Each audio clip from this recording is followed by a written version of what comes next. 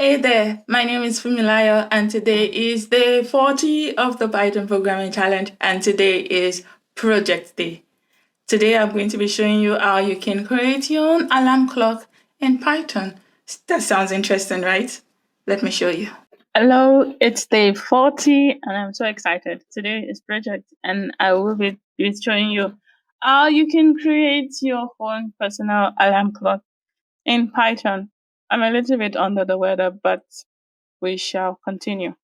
So today I will be using Pygame to create my alarm clock. We've used Pygame a couple of times in this tutorial, and it helps you develop multimedia applications like video games and the rest, but I'll be using it to play my alarm sound. So what do I want to achieve? I want to be able to get the time that I want my alarm to be from the user, and then when it's that time, it compares it to the current time. And when it's that time, it will play an alarm sound. So I have my alarm sound in a file that is in the same directory as my Jupyter notebook. So first thing you have to do is to install Pygame if you don't already have it installed on your system. And then we will be importing our libraries. So we need datetime and time to be able to get our time and compare it to the current time. We're using OS because we want to check to be sure that our alarm clock file, that's the sound file, the MP3 file, is available. And if it's not available, we don't want our function to fail. And then we have Pygame, which we would use to play the sound. So I would have three functions. I would have the set alarm function, the alarm clock function, and the play alarm sound function. So let's start. So we have first our set alarm function. And what do I want this to do? I want it to print out a message like an instruction telling the user to enter the hour, the minute, and the second. So I'll have it there. So this is to set your alarm, and I'm using a 24-hour clock format. And this alarm hour, you enter your hour between 0 and 23, 0 and 59 for minutes, and 0 and to 59 per second. So when I get the input from the user, I want to return it as a date time. So I return it using datetime.time. To learn more about datetime, we talked about it on day 6. So you should watch the day 6 to understand datetime. So I'm returning datetime.time. So hour would then be the alarm hour. Minute is the alarm minute that I got from the user. And seconds is the alarm seconds that I got from my user. So this is my first function. I don't need to do any other thing to this function. Then the second function is my alarm clock function. So what do I want to do in this function? That next thing I want to do, I've gotten the hour, the minute, and the seconds. I now want to compare it to the current time. So I want to make a check that is it the same as the current time. If it's the same, then we know that that is the time we want the alarm sound to go off. If it's not the same, then the alarm sound doesn't go off. So alarm clock, and then I have alarm time as my parameter. Always check your code to be sure that your syntax are correct so you don't get an error. So I've gotten the user alarm time. Then I want to also print it out to show the user that this is the alarm time that you set, and we have this. So then while this is true, while this is true, while true, while true, what do I want to do? I want to get the time for now. So I have date time dot date time dot now. I need the time for now, and I don't need the days and the years and the rest, so I just need time. Watch the daytime video. And now that I've gotten my date time, my current time, I now want to compare it to the hour, the minute, and the second that I got from my user. So I would use an if statement to do my comparison. So if now.hour is equal to alarm time.hour, now.minute, now.second equals to what I got from the user. Then what do I want to do? I want to print out a message that shows that, yeah, this is the time, wake up, it's time to wake up or something. The alarm is ringing. And then if it's not the time, then I don't want it to do anything. So after I print the message, I also want to play the sound, but we don't have the function to play the sound yet.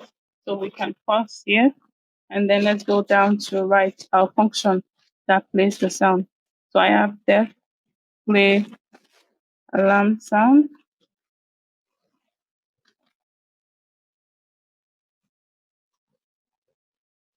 Check your syntax every time your function should end with a colon and the rest. And then my sound file that I said is in the same directory.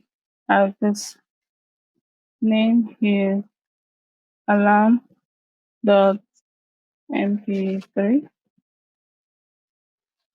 And then we imported OS. So this is the time we would use it to check if the path exists. If the path doesn't exist, at no point in time do I want any of my functions to fail. That's why I put checks and everything. So if the path exists, then I want to sound the alarm. And I do that by using Pygame. Remember the last videos when we used Pygame, we said the way to use it is by using the pygame.mixer.image and then the music load and then the music play. So I wanted to load the file and then play, watch the video on Pygame. So we have pygame.mixer.init, and then I want to load the sound file, and then I want to play the file. I might also want to print a message that lets my user know, although the alarm is pretty loud, you would hear it soon. That lets my user know that the alarm is being played. Playing alarm sound. Okay. And then I want the alarm to be played to the end before the function stops running. So I want it to play. So if it's a 1 hour alarm sound, it will play for the entire 1 hour. But you can easily like come in and reset the timer and then it will stop. But my alarm is like for 4 seconds or 5 seconds or to stop.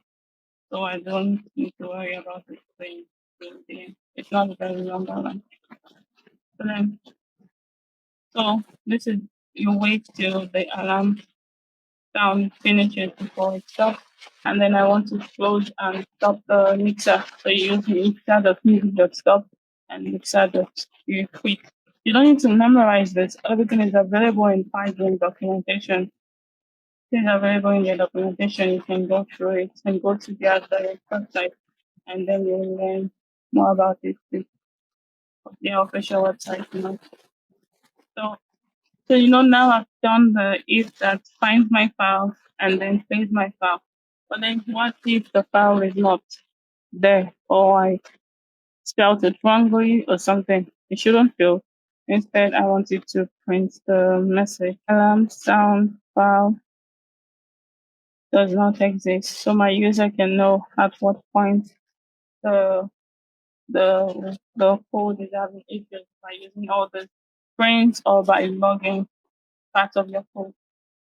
So we have the function that plays the alarm, and now we have to call this function. Remember, I said we're comparing the input with the current time.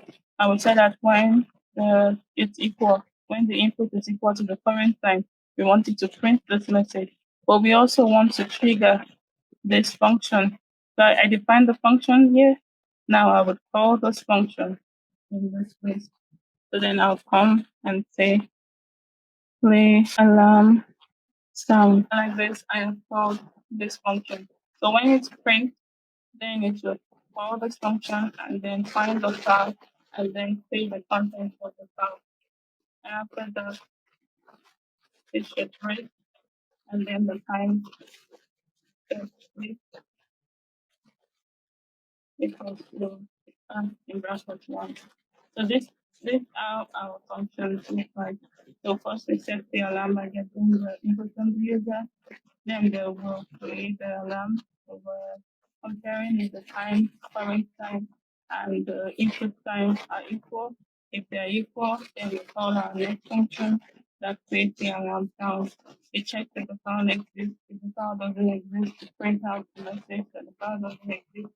But if the sound exists, then we place the alarm sound. You notice that we didn't call the alarm clock and the set alarm to do that now by using the if name dot equals to name. And in Python best practice to ensure that certain part of the code are executed only when the script is run directly. So there will be a video that just explains if name equals to name, and then I would explain the whole process. But today it's just alarm clock project. So this is our function. So you see now we've called our alarm clock and we've called our set alarm. So you see our alarm time that was used here is equal to the hour and the minute and the seconds that we recorded here. So now let's run it. It's currently 3:49 p.m. Syntax error. It happens to the best of us. So while the W should be in small letter. So then it's now 3:50. So if I run this, let me enter the time 51 and 00. Now we'll wait for a couple of seconds.